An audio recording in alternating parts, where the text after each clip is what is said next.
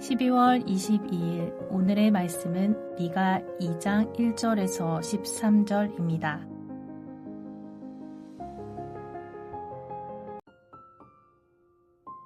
그들이 침상에서 죄를 꾀하며 악을 꾸미고 날이 밝으면 그 손에 힘이 있으므로 그것을 행하는 자는 화 있을진저.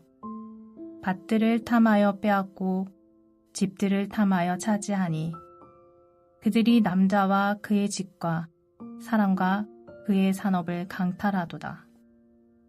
그러므로 여호와의 말씀에 내가 이 족속에게 재앙을 계획하나니 너희의 목이 이에서 벗어나지 못할 것이요 또한 교만하게 다니지 못할 것이라.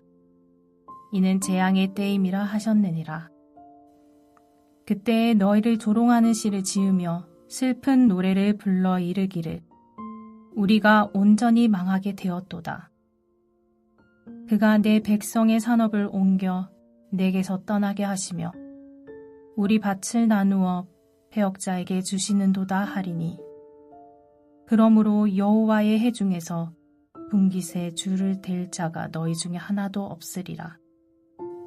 그들이 말하기를 너희는 예언하지 말라. 이것은 예언할 것이 아니거늘 욕하는 말을 그치지 아니한다 하는도다. 너희 야곱의 족속아 어찌 이르기를 여호와의 영이 성급하시다 하겠느냐. 그의 행위가 이러하시다 하겠느냐. 나의 말이 정직하게 행하는 자에게 유익하지 아니하냐. 근래에 내 백성이 원수같이 일어나서 전쟁을 피하여 평안히 지나가는 자들의 의복에서 겉옷을 벗기며 내 백성의 부녀들을 그들의 즐거운 집에서 쫓아내고 그들의 어린 자녀에게서 나의 영광을 영원히 빼앗는도다. 이것은 너희가 쉴 곳이 아니니 일어나 떠날지어다. 이는 그것이 이미 더러워졌음이니라. 그런즉 반드시 멸하리니 그 멸망이 크리라. 사람이 만일 허망하게 행하며 거짓말로 이르기를 내가 포도주와 독주에 대하여 내게 예언하리라 할 것 같으면 그 사람이 이 백성의 선지자가 되리로다.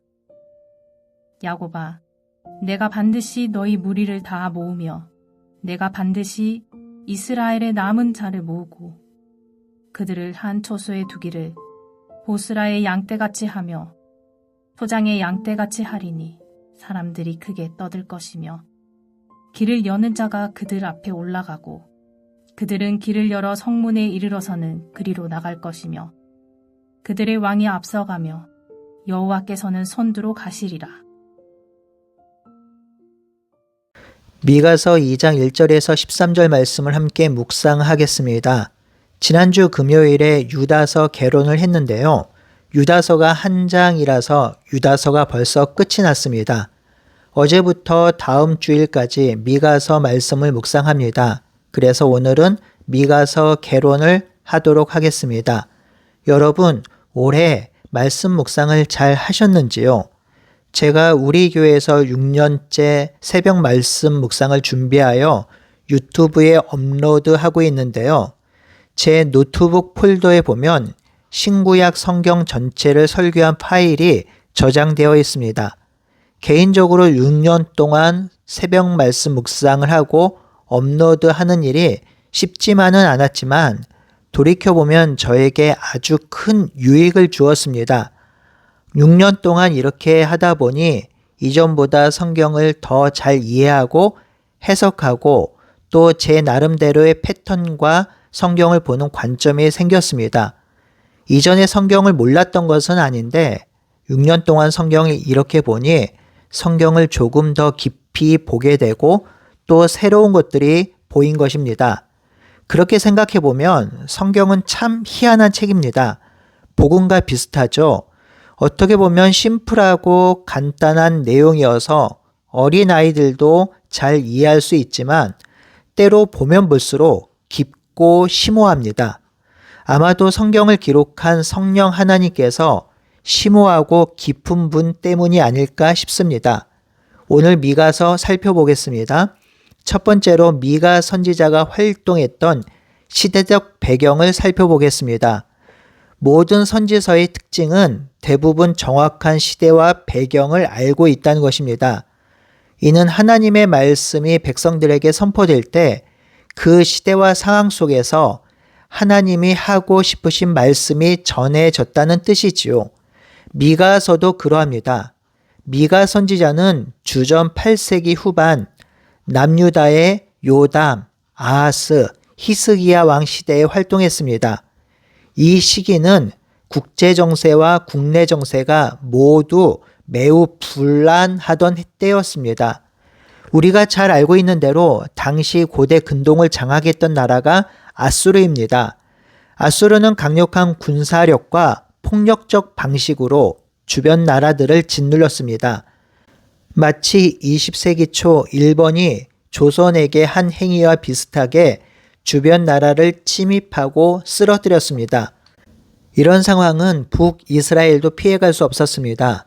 북이스라엘도 주전 722년 아수르에 의해 멸망당합니다. 다행히 남유다는 멸망되지 않았지만 여전히 아수르의 위협을 받고 있는 상황이었습니다.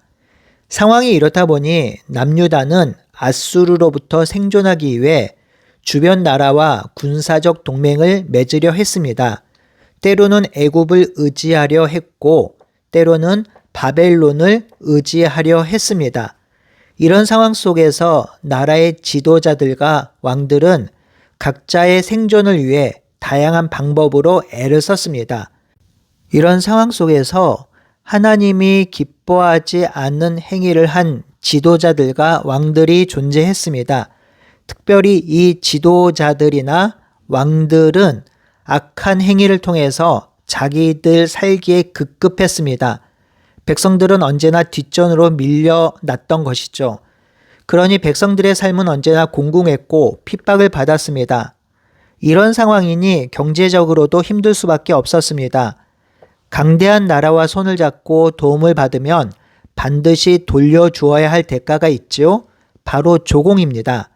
남유다는 동맹을 맺은 나라들에게 조공을 바쳤고 지도층은 조공을 거둘 때에 더 많이 거두어서 자기들이 착복하기도 했습니다.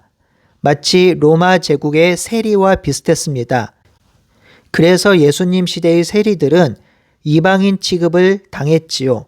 그런 삶의 정황 속에서 백성들은 착취당하고 고난과 가난 가운데 허덕였습니다.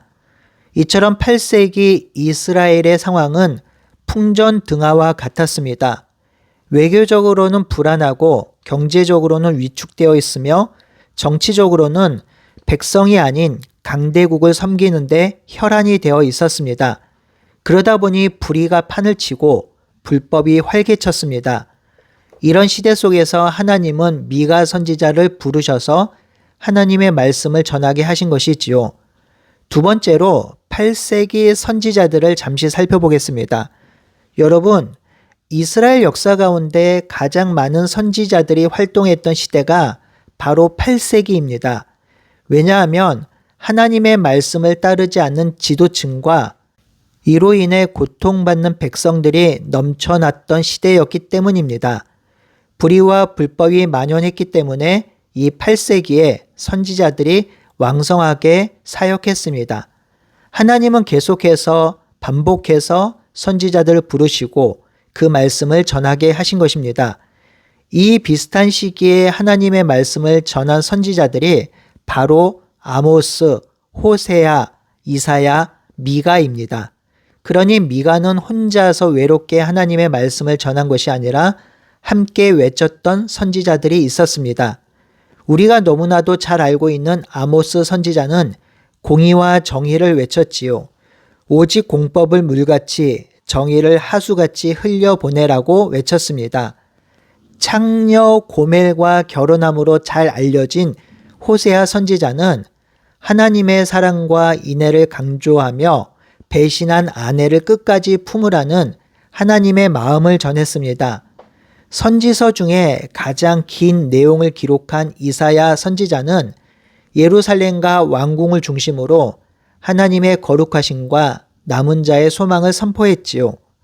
미가는 이들과 같은 메시지를 전하면서도 분명한 특징을 가지고 있습니다.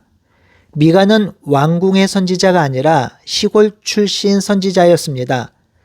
예루살렘에서 약 40km 떨어진 모레셋이라는 작은 마을 출신으로 억압받는 농민들과 백성들의 삶의 현장에서 함께 지내면서 그들에게 하나님의 말씀을 외치던 선지자였습니다. 그래서 미가의 메시지는 언제나 현실의 고통을 정면으로 바라봅니다. 죄를 추상적으로 말하지 않고 불법과 악을 자행하는 자들을 향해서 구체적인 죄를 지적합니다. 그는 나라가 왜 망했는가라는 질문에 대해서 힘없는 백성보다 권력을 가진 지도자들의 죄악 때문에 나라가 망했다라고 정면으로 고발하고 있습니다. 세 번째로 미가 선지서의 주요 주제를 살펴보겠습니다. 첫 번째 가장 중요한 주제는 죄와 심판입니다. 미가 선지자는 백성들, 특별히 지도층이 자행하는 죄를 있는 그대로 폭로합니다. 우상숭배, 거짓 예배, 정의의 왜곡, 탐욕, 폭력, 거짓말을 드러냅니다. 이 죄악들을 폭로하면서 미가 선지자는 하나님께서 이 죄악들을 결코 좌시하지 않을 것이라고 외칩니다. 미가는 사마리아의 멸망을 이미 지나간 사건으로 말하고 예루살렘의 멸망을 다가올 현실로 선포합니다. 설마 예루살렘이 무너지겠어? 라고 생각하던 백성들에게 미가 선지자는 단호하게 말합니다.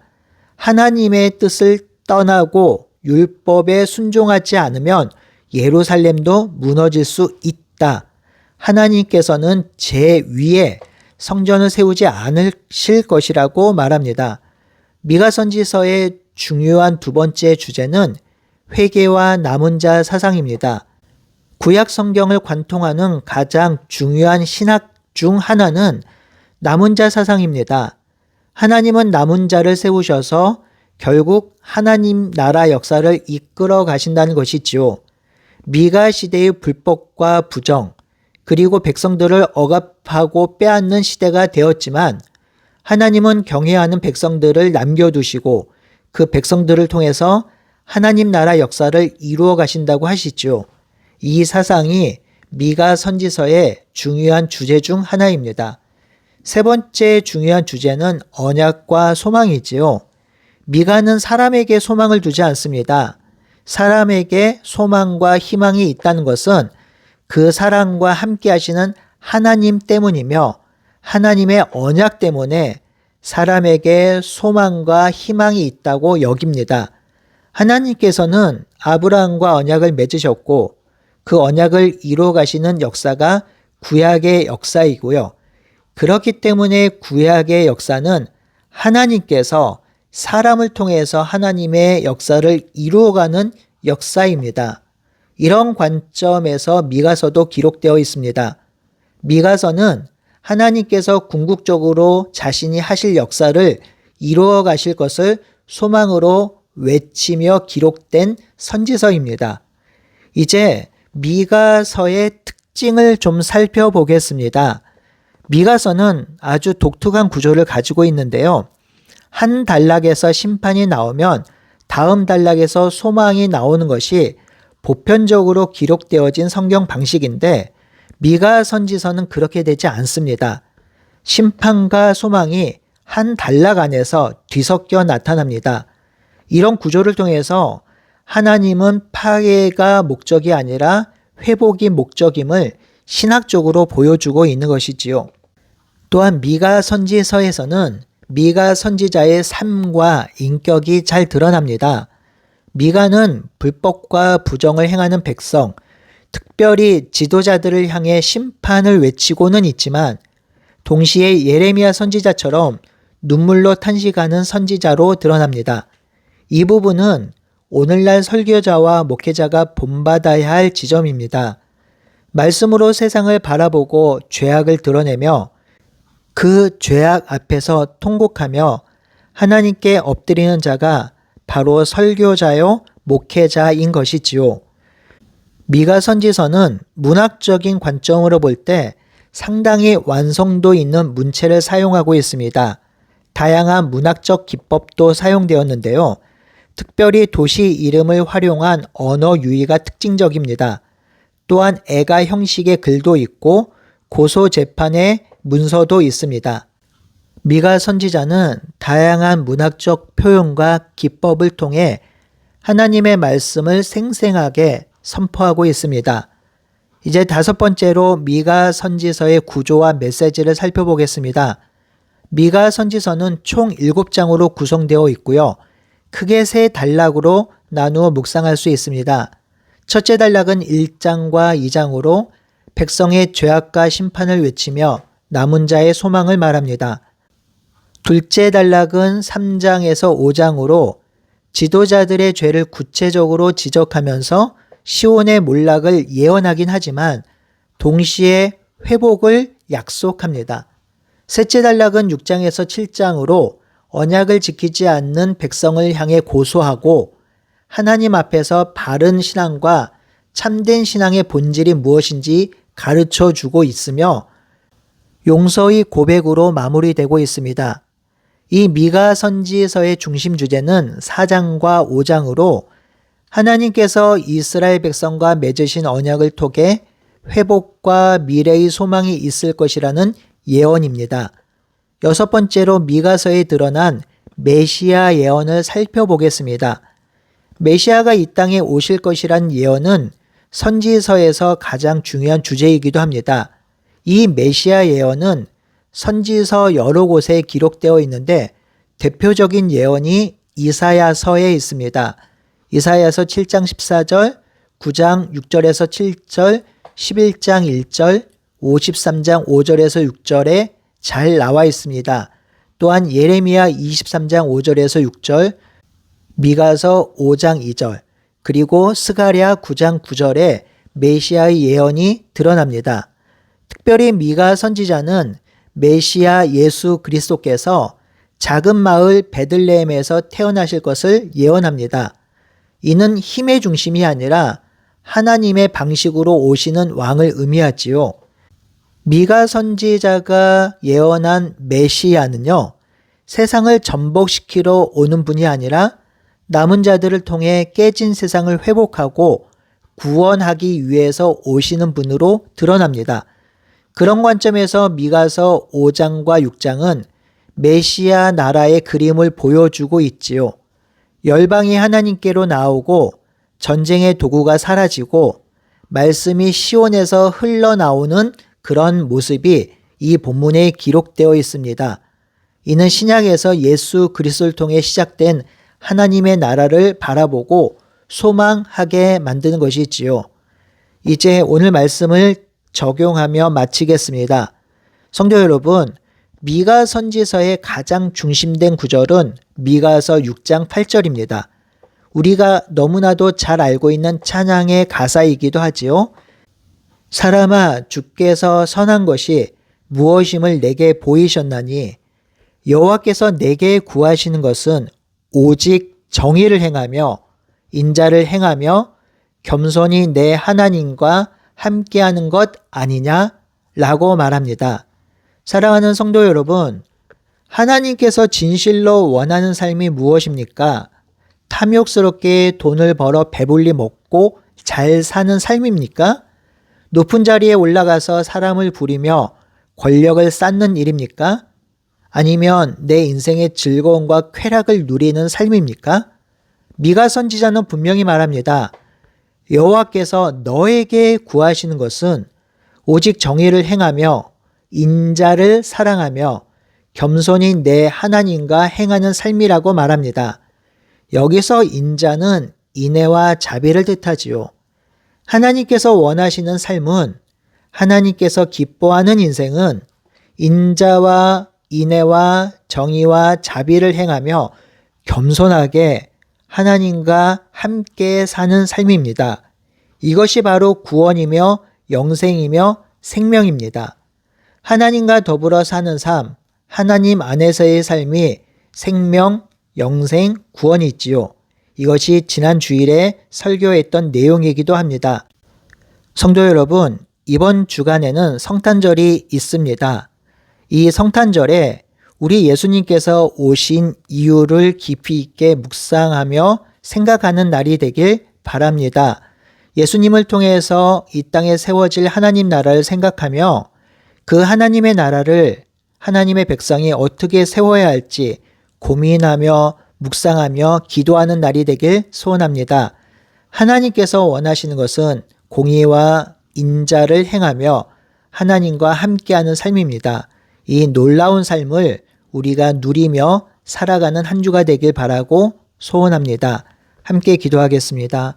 하나님, 미가 선지자가 외쳤던 이 말씀을 기억하게 하여 주시옵소서. 하나님께서 우리에게 구하시는 것은 오직 정의를 행하며 인자를 사랑하며 겸손하게 내 하나님과 함께하는 것입니다. 이러한 놀랍고 기쁜 삶을 살아가는 한 주간이 될 수 있도록 인도하여 주시옵소서. 예수님의 이름으로 기도드리옵나이다. 아멘.